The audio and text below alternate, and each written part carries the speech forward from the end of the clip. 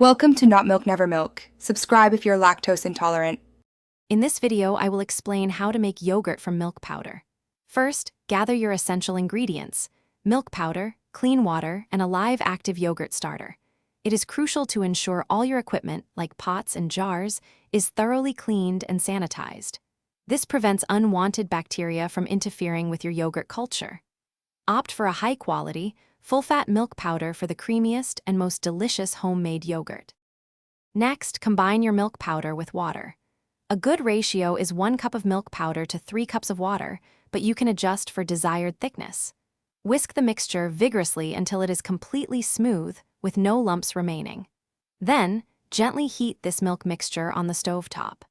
Bring the temperature up to 180 degrees Fahrenheit, which helps to denature proteins and create a better texture.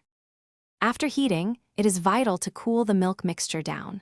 Let it reach a temperature of 110 degrees Fahrenheit. This specific temperature is ideal for the beneficial bacteria in your starter.